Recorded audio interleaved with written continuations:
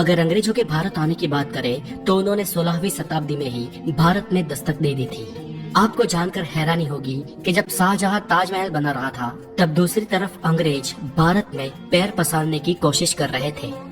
इसके बाद भारत में छोटे बड़े कई राजाओं के अलावा दो बड़ी ताकतें बची थी। एक थी औरंगजेब की मुगलिया सल्तनत और दूसरी थी मराठा साम्राज्य। अंग्रेजों ने इंतजार किया कि ये दोनों आपस में लड़े। अंग्रेजों ने इसके कई प्रयत्न भी किए और इसके सालों बाद अंग्रेज धीरे धीरे विविध जगहों पर भारत में सत्ता में आने लगे और उनकी इन मंशा कामयाब होने में 100 से भी ज्यादा साल लग गए और ऐसे साल आया 1800 का। तो चलिए दोस्तों, आज इस वीडियो में हम जानते हैं कि सन 1800 में भारत कैसा था।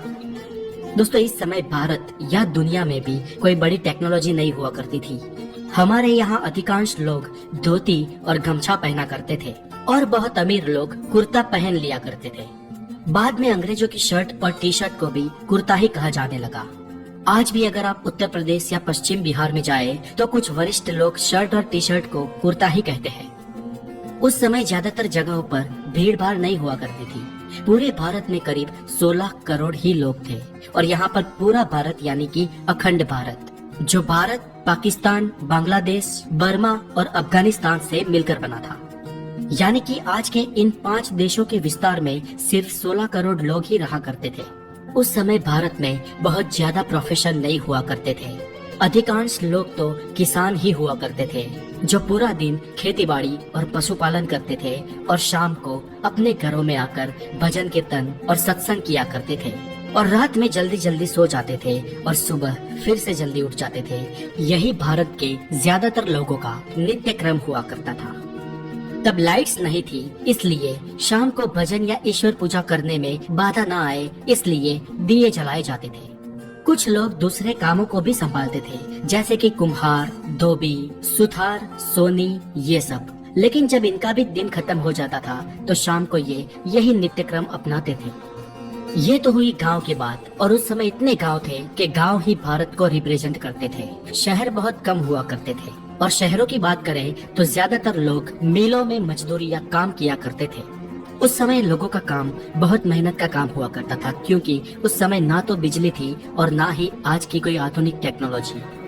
भारत में बिजली सन 1880 में आई और इस साल में भारत में बिजली की शुरुआत हुई, लेकिन भारत के गांव-गांव बिजली पहुंचने में और कई साल लग गए। एक डेटा के अनुसार सन 1800 के आसपास एक यूरोपियन क्लर्क की सैलरी 40 पाउंड थी और वही एक आम इंडियन की तनख्वाह 40 गुना कम थी। और दोस्तों, इससे आप ये अंदाजा लगा सकते हो कि भारतीय किसानों की क्या आय रही होगी। ऊपर से किसान हर साल बाढ़, सूखे और लगान की मार झेलते थे। दोस्तों, उस समय कुछ अमीर तबका भी हुआ करता था, जिनमें से सब नहीं, लेकिन कुछ लोग हमेशा ये फिराक में रहते थे कि कैसे करके अंग्रेजों के साथ उनकी दोस्ती हो जाए। और कुछ अमीर अपनी सूझबूझ और स्किल के माध्यम से ठीक ठाक पैसे कमा लेते थे। आज के समय में बीमारियां आम हो गई है, लेकिन उस वक्त भी कई बीमारियां मौजूद थी जब कॉलेरा और प्लेग आम थे। इन बीमारियों की कोई दवाई भी नहीं थी और इनके सामने लोग बेबस थे। अधिकतर दिक्कत प्रसव में होती थी और जानकारी के अभाव के कारण कई महिलाओं को प्रसव में ही हाथ धोना पड़ता था और इसके कारण कई सारे बच्चों की भी जिंदगी चली जाती थी।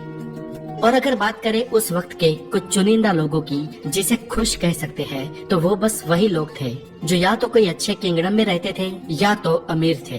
दबे कुचले लोग गरीबी और बदहाली के कारण ही बेबस थे। एजुकेशन की बात करें तो उस वक्त 10% से भी कम भारतीय पुरुष पढ़े लिखे थे और 1% से भी कम महिलाएं, और इनमें से ज्यादातर आंकड़ा शहरों का ही है। गांव में इससे भी बदतर हालत थे। पर हालांकि ऐसा नहीं था कि वो ना पढ़े लिखे लोग स्किल्ड नहीं थे। वो लोग स्किल्ड भी थे और अपने कई कामों में माहिर भी थे, लेकिन कम पढ़े लिखे होने के कारण लगान जैसी चीजों में डील नहीं कर सकते थे। भारत के लोग उस वक्त पैसों से चीजें खरीदने और बेचने के बजाय एक्सचेंज व्यवहार में मानते थे। जैसे एक मटके के बदले 5 किलो चावल या 10 किलो आटे के बदले 5 किलो दाल। ज्यादातर गांव में ऐसे ही व्यवहार होता था। चीजों के बदले चीजें दे दी जाती थी और ऐसे गांव में सभी लोगों के पास सब कुछ पहुंच जाया करता था और खासकर गांव से अनाज बाहर बेचने को जाने की भी जरूरत नहीं पड़ती थी। तो दोस्तों, 18वीं शताब्दी का भारत कुछ ऐसा था।